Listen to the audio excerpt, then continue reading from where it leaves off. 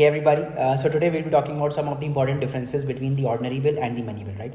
So ordinary bill can be introduced both in Lok Sabha as well as the Rajya Sabha, but money bill can be introduced only in the Lok Sabha, right? Second point of differentiation is that in case of to introduce ordinary bill, no prior recommendation of president is needed, but in case of money bill, a prior recommendation of president is needed to introduce the money bill, right? Third is that the speaker does not have to certify that a bill is an ordinary bill when it is transmitted to the Rajya Sabha, but in case of money bill, a speaker has to certify that this particular bill is a money bill when the bill gets transmitted to the Rajya Sabha, right?